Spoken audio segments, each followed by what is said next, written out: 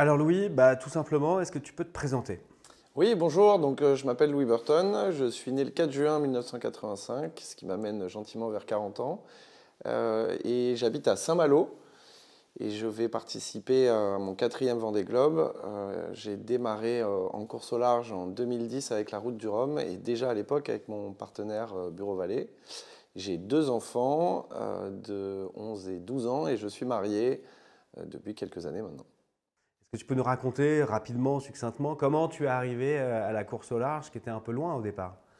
Alors, il y a une histoire familiale sur l'amour du voyage, sur l'amour de la mer, sur aussi la capacité à croire en ses rêves, à imaginer que tout est possible. Et ça, c'est vraiment issu de mon père qui est journaliste, qui était journaliste et pas mal journaliste d'aventure dans sa carrière.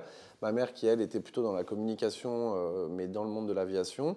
Donc on a eu une éducation plutôt ouverte sur tous ces sujets-là et avec une grosse empreinte sportive et voile parce qu'on avait la chance de passer nos vacances depuis tout petit dans le golfe du Morbihan, à l'île aux Moines.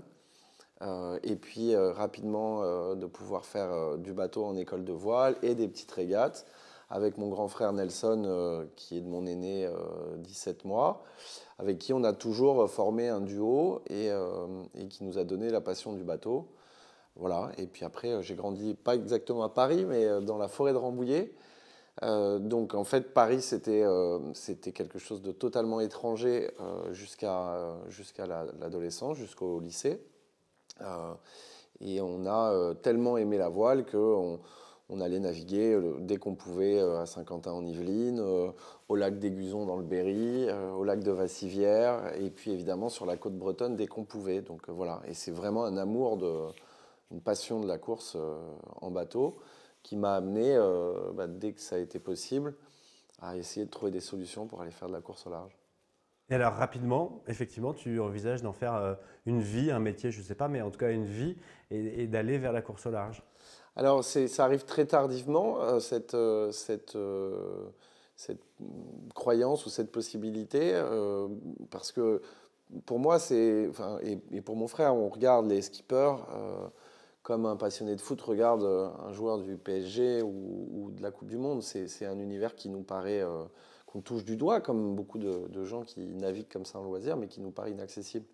Et en réalité, c'est en montant une entreprise à la fin de mes études, en commençant à gagner un petit peu de sous avec cette entreprise-là, que je découvre en 2009 la classe 40 qui peut participer à la route du Rhum, qu'en faisant avec la magie d'Internet des recherches, je m'aperçois qu'il y a des voiliers à louer pas forcément très très chers.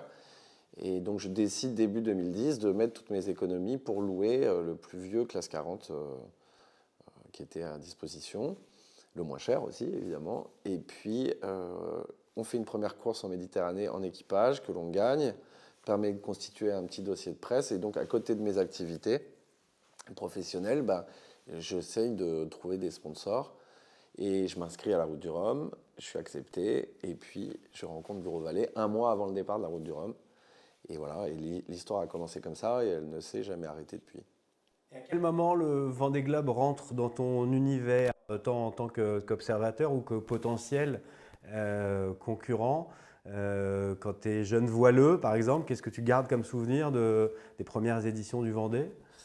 Et ben le souvenir le plus lointain, c'est un espèce de match entre mon frère Nelson et moi, où il est pour Alain Gauthier sur bagage supérieur et moi pour Jean-Luc Vandenette sur groupe Sofa Pelvim.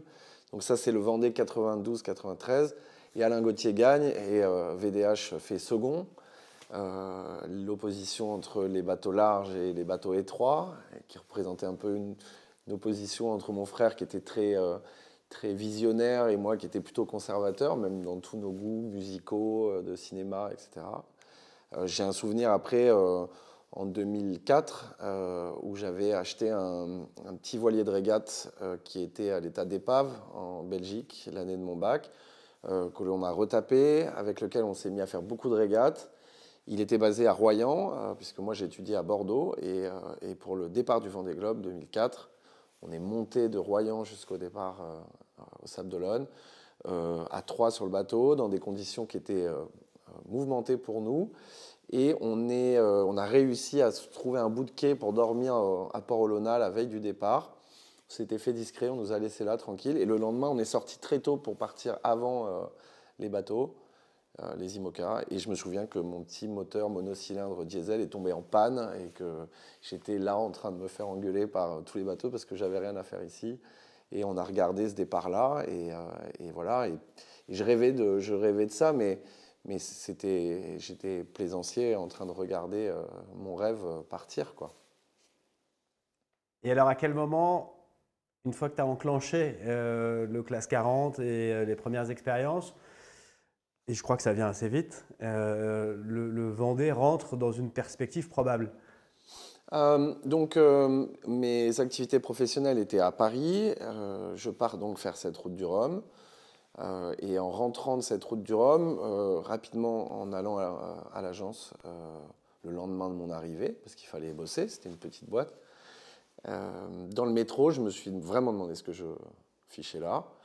Or, la route du Rhum s'était bien passée d'un point de vue sportif, d'un point de vue des retombées médias, des retours sur investissement pour les sponsors. Et donc, le sujet était très ouvert pour la suite. Il y avait une autre catégorie de bateaux qui m'intéressait beaucoup. La classe 40 m'intéressait, mais il y avait aussi les Ocean 50 qui, à l'époque, s'appelaient les Multi 50, qui me passionnaient énormément. Quand il a fallu choisir pour monter un dossier et pour retourner voir les partenaires, c'est véritablement le fait de pouvoir faire le Vendée Globe qui m'a orienté vers rester en monocoque et puis très rapidement passer en IMOCA. Voilà, donc c'est vraiment à ce moment-là, au retour, en me disant bon, bah, je veux continuer, le trimaran ça a l'air trop fun. Ah ouais, mais en trimaran, en tout cas à l'époque, il n'y a pas de course en solitaire autour du monde et surtout il n'y a pas le Vendée Globe. Donc on reste en monocoque. Alors on a signé un contrat pour faire du classe 40 pendant 2 ans.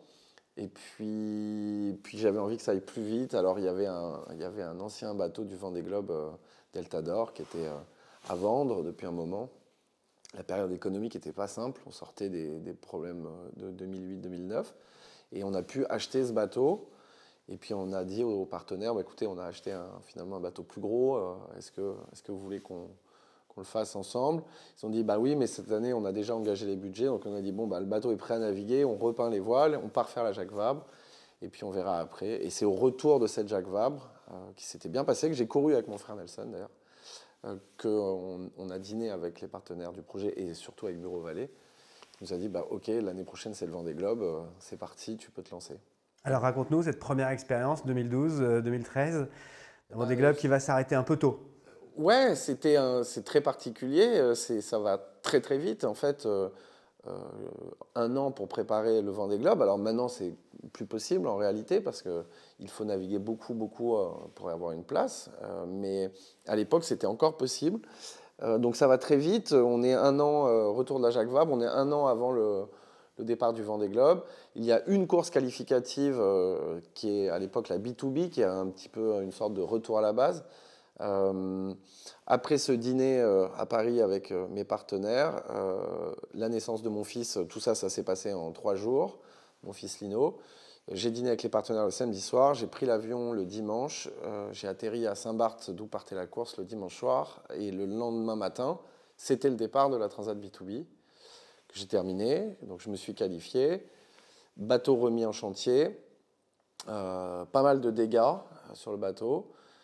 Et puis là, c'est faire rentrer en quelques mois tout un univers à apprendre, parce que l'univers du Tour du Monde, les règles, ce que ça veut dire aussi en termes de préparation, les retranchements dans lesquels on va aller, les systèmes météo, pour quelqu'un d'inexpérimenté comme moi, c'est un challenge énorme.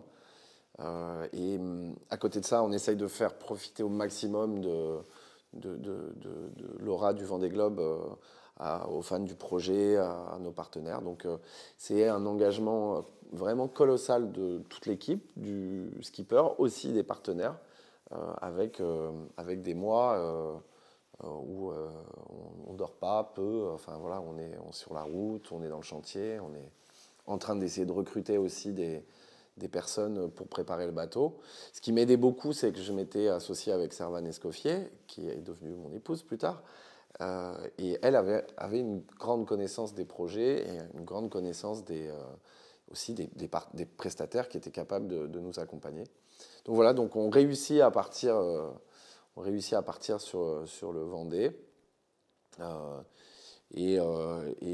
course s'arrête bêtement au bout de 5 jours à cause d'une collision sous orage avec un très gros chalutier qui ne me voit pas, que je ne vois pas, et donc une collision qui vient détériorer à 80% un haubans. Obligation de faire demi-tour. Au Vendée Globe, la seule règle par rapport au fait de faire escale, c'est d'être revenu au Sable d'Olonne dans les 10 jours après le départ, chose que je ne réussirai pas à faire, et donc j'abandonnerai mon premier Vendée Globe dans ces circonstances-là. Après cette première expérience, donc, l'envie d'y revenir avec un projet encore plus préparé, abouti, et tu te dis que le Vendée Globe, voilà, ça va devenir un programme, une vie presque. Oui, alors après cette première expérience qui a été absolument fabuleuse à vivre dans la préparation, avec une montée d'adrénaline, d'enjeux qui est indescriptible en si peu de temps. Évidemment, l'abandon, c'est quelque chose de très brutal. En plus, je relâche à la Corogne, dans le nord de l'Espagne, début de l'hiver, il n'y a personne, j'accoste mon bateau tout seul, il y a des fientes de mouettes partout, je glisse dedans, enfin l'enfer absolu, grosse déprime. Voilà, malgré tout, un bateau Bureau-Vallée qui est prêt à partir faire un tour du monde, avec ce haubans à remplacer, mais sinon le bateau n'est pas franchement usé. Petit retour à Paris en passant par Barcelone où des copains sont venus me rejoindre pour aller dans les tavernes espagnoles noyer le chagrin dans la sangria. Et puis fête avec les sponsors un peu amer à Paris parce que évidemment on n'a pas été plus loin, mais content quand même que le bateau soit là. On perçoit assez vite qu'il y a une vraie volonté d'être solide même dans la galère avec Bureau-Vallée. Et donc, très vite, on décide de repartir sur la saison 2013 avec un bateau prêt et évidemment avec ligne de mire le Vendée Globe 2016 et que l'on préparera du mieux qu'on peut pendant voilà, toutes ces saisons de 2013 à 2016. Et ce qui fait que quand j'arrive au Vendée Globe en 2016, je suis prêt, je connais mon bateau par cœur, je l'ai modifié comme je voulais. Et puis là, pour le coup, ça se passera plutôt bien. Et qu'est-ce que tu découvres alors pendant cette édition du Vendée Globe 2016, dont tu vas terminer dans le top 10 pour une première participation complète. Qu'est-ce que tu touches du doigt en fait? Alors, ce que je découvre au Vendée Globe 2016-2017, c'est que c'est une épreuve qui est tellement complexe, tellement complète, que la préparation, pour bien faire, il faut vraiment que la préparation puisse se faire dans des bonnes conditions, qu'elle puisse se faire dans des conditions relativement longues. Donc là, on est en plein dans ça. Hein. Moi, j'ai mon bateau à ce moment-là depuis plusieurs années. Et je découvre que l'entourage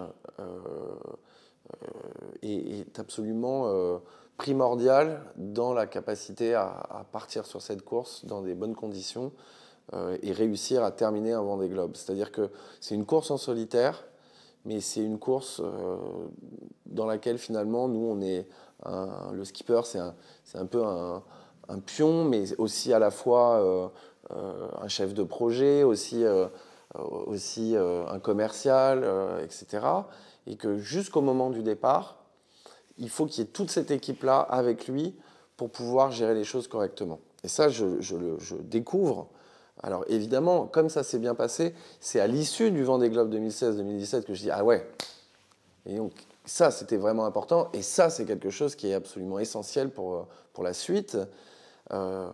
Et c'est aussi ce qui nous a poussé avec Servan à structurer notre entreprise à Saint-Malo sous forme d'écurie avec suffisamment de moyens, avec suffisamment d'infrastructures pour pouvoir préparer le Vendée Globe et évidemment toutes les courses qu'il faut faire avant dans les meilleures conditions. Et puis j'apprendrai aussi sur ce Vendée Globe-là l'intérêt de la préparation mentale, non pas parce que je m'étais préparé mentalement, mais parce que je pense que si je m'étais préparé mentalement, j'aurais pu faire mieux que ce que j'ai fait, même si j'étais très content et complètement dans les objectifs, mais la notion de régate planétaire avec les distances qu'elle représente font qu'en fait on a la capacité, quand on travaille, on se prépare mentalement à se dire que si on a 2000 km de retard, comme le parcours fait 40 000 km, si on a la capacité de ramener ça à l'échelle d'une régate à la journée, et ben en fait on peut se dire que même avec 2000 km de retard, il faut continuer à chercher des solutions, à appuyer sur le bouton à fond, parce qu'on peut rattraper les autres. Et voilà, et à ce Vendée Globe-là, j'ai pris la 7e position sous l'Australie et je ne l'ai plus quitté jusqu'au Sable d'Olonne. Et donc, c'était bien parce que c'était dans l'objectif, mais c'était long, c'est 60 jours ou 55 jours, voilà, avec le même classement, le même retard et la même avance. Donc voilà, ça c'est une expérience qui sera très utile dans la préparation du Vendée Globe suivant. Alors justement, on fait un saut et on arrive au Vendée Globe 2020. Et là, sportivement, tu es encore plus ambitieux, tu es encore plus compétiteur. J'ai l'impression que tu es devenu compétiteur au fil des éditions. En fait, je suis devenu plus compétiteur. C'est pas vraiment que je suis devenu plus compétiteur. J'ai toujours été hyper compétiteur. Et c'est pour ça que je fais le Vendée Globe. Sinon, je ferais le tour du monde en famille ou avec des amis. Et puis surtout, je m'arrêterais partout, découvrir la beauté du monde et les peuples voilà, qui peuplent la Terre. Mais non, j'ai toujours été très compétiteur. Mais par contre, on a démarré avec un projet qui était modeste, avec un skipper, donc moi-même, qui n'avait pas beaucoup d'expérience, voire pas du tout, avec une équipe, une team qui avait peu d'expérience aussi, hormis Servan, et qui a piloté cette équipe et qui la pilote toujours, et aussi avec une entreprise partenaire, Bureau Vallée, qui avait 120 magasins quand on a commencé et qui en a 400 aujourd'hui. Et on a souhaité, depuis le départ dans la construction de notre projet, on a toujours souhaité s'inscrire dans le temps, dans la durée, et on s'est dit, Bureau Vallée est depuis peu finalement une franchise, donc est en train de se développer. Donc c'est un jeune dans ce métier-là. Toi, tu es un jeune dans ton métier de skipper. Essayons de progresser ensemble et à tout point de vue, également au niveau budgétaire, sans que ça soit déceptif pour le skipper et sans que ça soit non plus déceptif pour le sponsor. Et donc en fait, le projet il est monté en puissance progressivement comme ça sur une quinzaine d'années.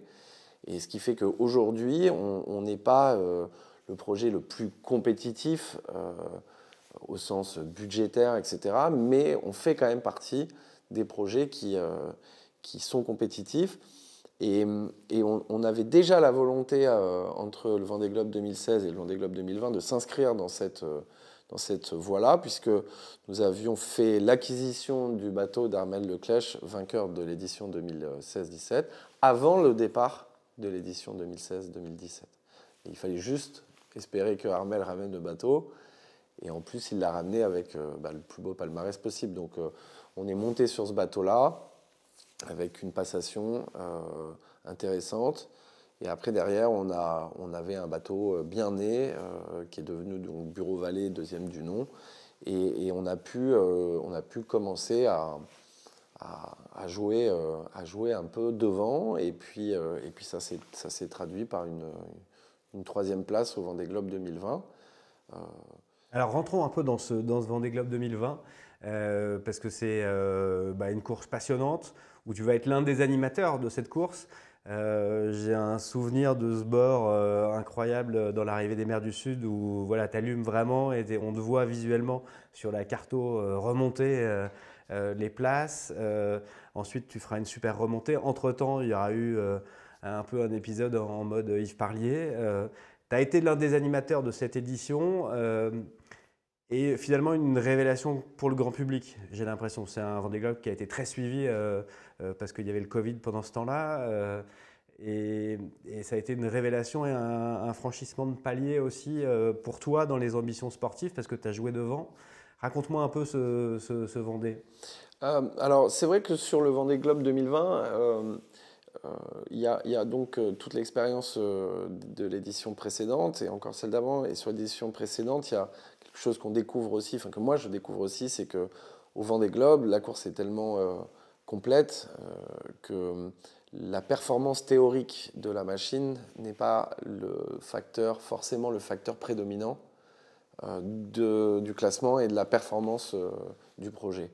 Et ça, c'est quelque chose qui est très intéressant parce que ça veut dire que c'est pas forcément euh, le budget, l'argent qui va déterminer un classement. On est forcément dans un côté où il y a un peu d'aventure. On est on fait du tout-terrain avec des Formule 1. Donc il y a un côté techno sur lequel il faut mettre le curseur au bon endroit dans sa préparation, sa conception, mais aussi sur l'utilisation du bateau. Et il y a une part de chance.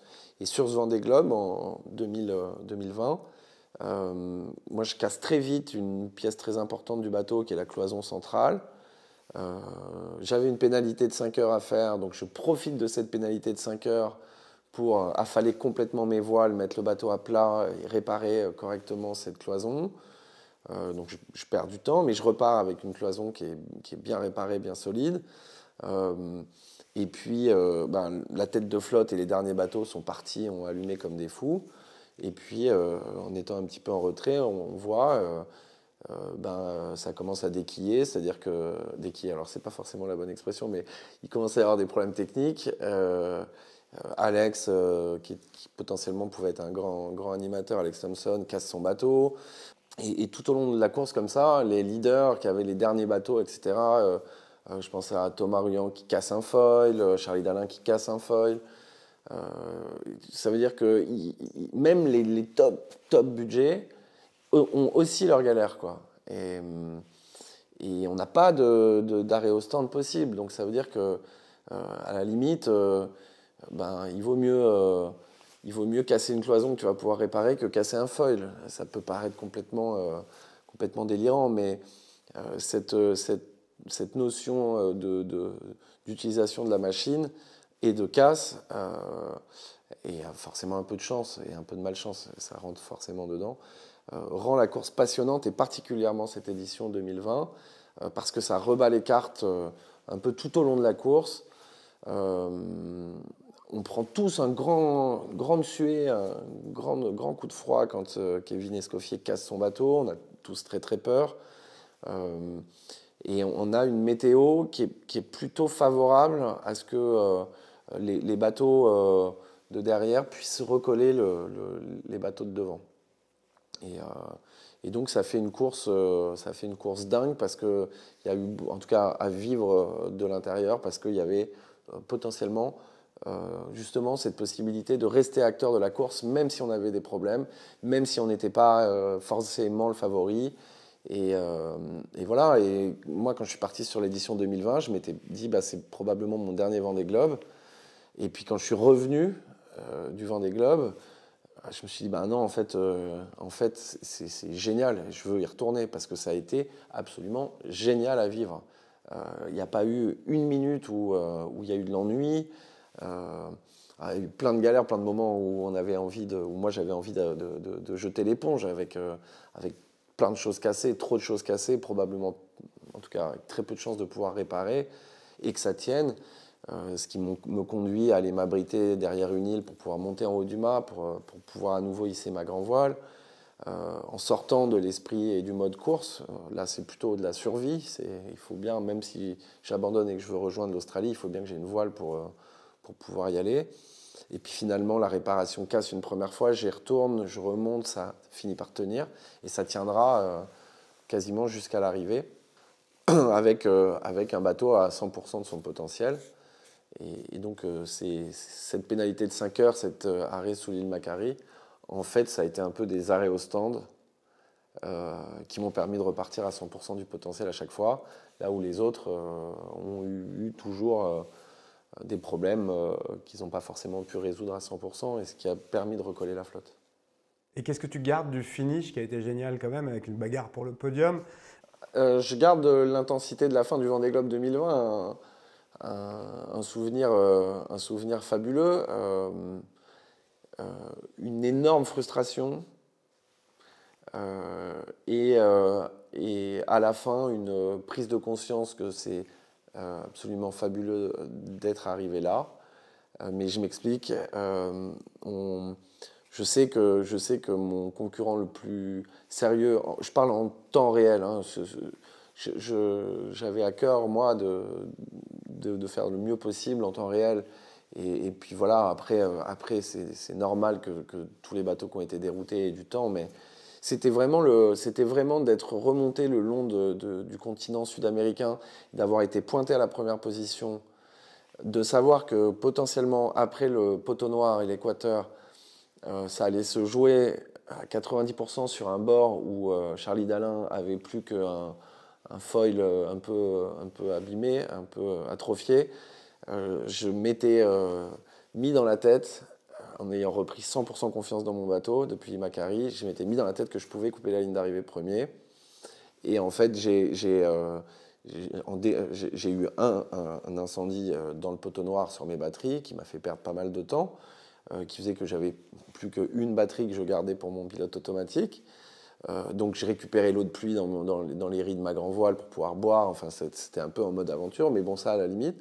Mais c'est surtout qu'en sortant du poteau noir, quand j'ai récupéré l'Alizé, en décollant dans une vague, en atterrissant, la drisse que j'avais mis à l'île Macquarie pour tenir ma voile, parce que les crochets, les hooks ne marchaient plus, a cassé. Et j'ai perdu 7 heures à peu près à ce moment-là pour à nouveau passer une drisse et à nouveau pouvoir hisser ma grand voile. Et là, je pouvais la hisser que à peu près jusqu'au riz numéro 1. Et donc j'ai eu une grosse frustration à ce moment-là en me disant bon, je vais essayer quand même, mais ça va probablement être foutu. Et en fait, 2-3 jours avant l'arrivée, avec le match avec Charlie, avec Yannick qui finalement n'était pas très loin, Thomas qui n'était pas très loin, cette intensité-là, et le fait que ça commençait vraiment à s'approcher à quelque chose qui pouvait faire un top 5 et peut-être même un podium, je me suis mis une grande claque. Je me suis dit, oh, rappelle-toi quand tu étais môme et que tu regardais VDH, peut-être que tu vas monter sur le podium ou t'en approcher, c'est déjà absolument fabuleux. Et donc ça a été, à partir de là, j'ai profité des 48 dernières heures de la course à fond. Et puis en matière de voile, mais comme dans la vie en général, il arrive quelques heures avant l'arrivée, il arrive à Boris Herman une collision qui lui fait perdre énormément de temps. J'apprends ça. Alors à la fois c'est l'être humain, à la fois on est hyper déçu pour lui, surtout que Boris c'est un copain et que c'est quelqu'un que j'apprécie. Et à la fois on se dit mais ça va, là pour le coup, même en tant qu'on pensait, probablement ça peut faire un podium quoi. Et puis je coupe la ligne, et puis en coupant la ligne, moi dans mes calculs je joue à peu près, et puis les proches arrivent et disent t'es podium. Et voilà, et là c'est bonheur absolu. Ce sentiment-là, justement, quand tu coupes la ligne, après un Vendée Globe réussi à tout point de vue, il est encore plus fort que ce que tu avais vécu la fois d'avant, on imagine? Alors, le podium, l'arrivée du Vendée Globe 2020, en termes d'émotion, c'est totalement décuplé. Alors, il y a évidemment le résultat sportif.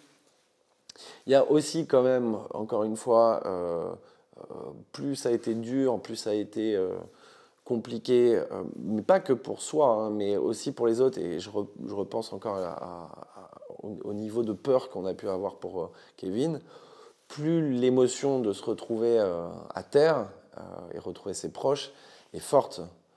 À ça, vous ajoutez que c'était le Covid et que là, il y avait une forme de tolérance pour se faire des câlins, pour se dire bonjour. Mais je veux dire, tout ça, ça avait une saveur dingue pour les gens qui étaient à terre, que nous, en tant que marins, on avait un peu oublié, parce qu'on est parti, c'était le Covid, mais on avait quand même un peu oublié, puisque de toute façon, on était tout seul et on était à fond dans notre course, et que c'est long quand même, 3 mois. Et voilà, et là, ça fait un événement où tous les gens qui peuvent venir et qui sont enfermés sortent, et du coup, voilà, ça participe à démultiplier la joie. Il y a aussi que faire mieux que la fois précédente, ça aide à être encore plus content pour toute l'équipe, les partenaires et les gens qui suivent le projet. Mes enfants ont 4 ans de plus, donc c'est pareil, en termes d'émotion, c'est un peu plus fort. Et puis à l'arrivée du Vendée Globe 2020, je suis en forme, moi, physiquement, alors que j'étais très, très affaibli quand je suis arrivé au Vendée Globe 2016-2017. Donc voilà, ça permet de profiter pleinement de ce qui est en train de se passer. On arrive à 2024. Où est-ce que tu te situes là dans la flotte? Alors pour le Vendée Globe 2024, le gap qu'on a franchi par rapport à l'édition précédente, c'est que nous avons acheté un bateau très performant, très novateur, mais qui n'avait pas encore eu le temps d'être fiabilisé. Donc on a un peu essuyé les plâtres avec ce bateau, mais qui, quand il marche très vite. Donc on est, je pense que sur le papier, c'est un bateau qui est peut-être dans le top 10. Voilà. On a concentré nos efforts, notamment à cause des déboires qu'on a eus, on a concentré nos efforts pour le fiabiliser. Mais je dois dire qu'avec ces bateaux qui vont encore plus vite et ces grands foils, je pense que le Vendée Globe qui arrive, le Vendée Globe 2024, ça va être un Vendée Globe de fiabilité ou de non-fiabilité. Enfin, en tout cas, je pense qu'il va y avoir beaucoup d'enjeux sur la capacité des bateaux à tenir et la capacité des femmes et des hommes qui les mènent à tenir aussi. C'est quelque chose d'assez nouveau. Ce sont des bateaux que l'on peut amener dans la zone rouge à peu près à n'importe quel moment et dans n'importe quelle condition, même avec 15 nœuds de vent. Donc voilà, ça c'est une épreuve qui va être pour ces catégories, ces bateaux-là sur cette édition-là, c'est une épreuve qui est très très pointue en termes de stratégie de course. Comment tu vas essayer de tenir la cadence, parce qu'on sait que ça va très vite, on l'a vu sur les transats, sans se mettre dans le rouge justement, où placer le curseur, comment on fait, comment on gère, comment on fait taire en soi le compétiteur, voilà, comment cette dualité entre compétition et préservation du matos va se faire. Cette dualité sur vitesse ou attaquer et préserver le matériel, c'est sur le Vendée Globe, dans la préparation, dans la tête, avec l'expérience. C'est très différent d'une transatlantique. Ça veut dire que être compétiteur et être performant sur le Vendée Globe, et notamment avec ces bateaux-là, c'est penser au coup d'après.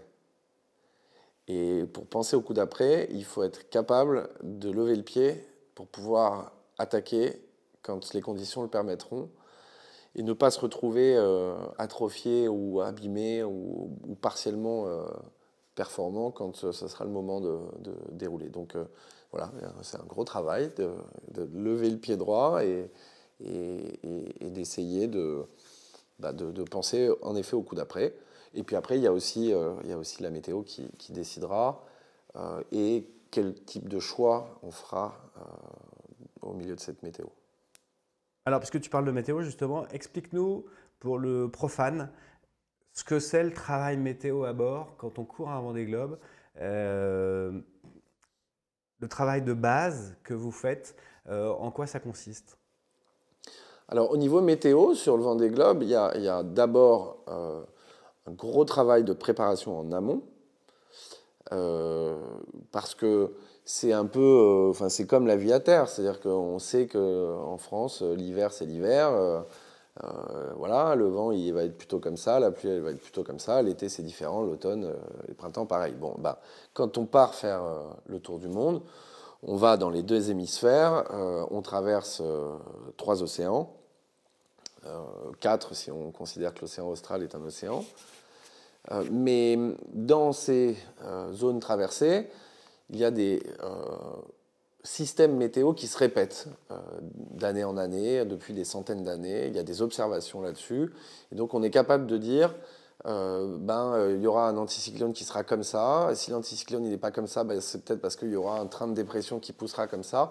Et il y a des grandes règles avec des niveaux de probabilité. Donc moi, ma façon de faire sur le Vendée Globe, c'est de faire le tour du monde avec un météorologue, si possible, qui l'a déjà fait et qui connaît bien les systèmes et avec qui je m'entends bien. Et on s'enferme pendant 3 jours et on fait le parcours du Vendée Globe. Et on se dit, ben voilà, si tu as ça, tu auras quoi, probablement quoi après, et c'est quoi les options, et c'est quoi les routes qui payent, et comment tu fais pour être sûr que c'est bien ça que tu es en train de te prendre sur la tronche et pas ça. Et voilà, et on analyse ça comme ça. Et à chaque point un peu clé de la course, on se dit, OK, eh ben, là, tu es peut-être en train d'arriver au Cap Horn, mais t'enflamme pas, c'est pas du tout terminé. Maintenant, il faut remonter l'Atlantique, donc on relâche pas la pression. Donc on essaye de mettre un petit peu d'accompagnement psy au milieu de ces systèmes météo, comme quand on sait qu'on va commencer les grands trains de dépression qui vont faire qu'on va être dans un ventilateur ouvert à fond avec les vagues à fond pendant plusieurs semaines. Tout ça, voilà, on le prépare comme ça. Enfin, en tout cas, moi, je le prépare comme ça. Après, il y a toute une partie qui, moi, m'enquiquine beaucoup, pour être poli, mais sur laquelle il faut bien aller, c'est toute la partie informatique, parce qu'on est de plus en plus équipé et de mieux en mieux accompagné par les logiciels de performance. Donc ça, c'est pareil, on va en profiter pour faire une bonne mise à jour. Et puis ensuite, à bord, chacun a sa routine, mais le rythme d'une journée est quand même bien centré autour des nouvelles prévisions qui sortent à différents moments de la journée et qui donc vont nous permettre d'affiner notre stratégie au fur et à mesure, en sortant la tête et en regardant le ciel, de dire bah oui, ok, donc là on a déjà ça alors que c'était prévu dans 2 heures, donc recaler les prévisions météo. Et donc ça, c'est 3 à 4 fois par jour. Et quand on peut, parce que parfois on ne peut pas à cause de problèmes techniques ou parce qu'on est à fond sur les réglages ou en train de manœuvrer, mais ensuite, c'est plus un calepin, c'est sur un clavier, mais c'est prendre ses observations et noter tout ce qui diffère un petit peu par rapport à la prévision qui était sortie précédemment. Et voilà. Et ensuite, le reste, c'est de la stratégie de course en fonction de ses objectifs, de l'état dans lequel on se sent, son bateau, où sont les concurrents et où est-ce qu'on veut aller. Et alors justement, parle-nous de toutes ces manipulations de routage, parce que vous parlez tout le temps de routage. Qu'est-ce que c'est concrètement? J'ai fait tourner un routage. Voilà. Est-ce que tu peux nous détailler un peu ce qu'est un routage? Alors oui, un routage, c'est une prévision de route qui devrait permettre d'aller le plus rapidement d'un point A à un point B. Alors à terre, il y a Waze, par exemple, et il utilise en temps réel la communauté qui dit là, il y a des bouchons, etc. Donc il va trouver plein de chemins de traverse et parfois vous allez être plus rapide en faisant 50 km de plus que si vous aviez été en direct. Et ben nous, c'est un peu pareil, c'est-à-dire que alors c'est beaucoup moins exact parce qu'on n'est évidemment pas sur des routes tracées, mais en matière de bateau à voile, parfois, il est plus rapide pour aller de là à là de faire ça que de faire ça. Et donc, c'est des choses qu'on va percevoir assez bien quand on maîtrise son bateau et puis la météo. Et c'est quelque chose que l'on va percevoir de manière beaucoup plus précise en utilisant ces logiciels. Pourquoi? Parce que dans ces logiciels, on rentre des polaires de vitesse, c'est-à-dire la vitesse théorique du bateau quand il y a tel vent, que le vent est comme ça avec tel état de la mer. Et voilà, et c'est donc du coup un logiciel qui est capable d'intégrer les derniers fichiers météo, qui restent de la prévision. Donc parfois, vous suivez un routage, et puis vous arrivez, et puis en fait, ça ne marche pas du tout et ça ne passe pas. Donc c'est une aide, c'est une assistance à la prise de décision sur la performance. Donc routage, oui, c'est vrai que dans le vocabulaire de la course au large, ça s'appelle comme ça. C'est pas vraiment un routage. C'est pas vraiment un routage, c'est une assistance à la prise de décision. Et alors, vous routez, vous, mais aussi vos concurrents. Est-ce que tu peux nous expliquer ça? Oui, alors on a les positions des concurrents sur notre ordinateur qui arrivent par le réseau satellitaire au même rythme que le site internet est mis à jour. Donc on sait, je ne sais plus pour l'édition qui arrive, mais c'est quand même assez fréquent. Et donc on peut déterminer, avec la prévision météo, on peut décider plutôt de dire, OK, ben, mon concurrent qui est là, il n'est pas exactement au même endroit que moi. Est-ce que pour aller au même endroit que moi, lui, est-ce que avec les conditions qu'il va avoir, est-ce que eh ben, il va arriver avant moi ou pas? Ou est-ce que c'est à peu près pareil? Ou est-ce que si lui il va là, ben, il va avoir du très mauvais temps avec de la mer et donc eh ben, il va peut-être abîmer son bateau ou il ne va pas pouvoir l'utiliser à 100% de son potentiel.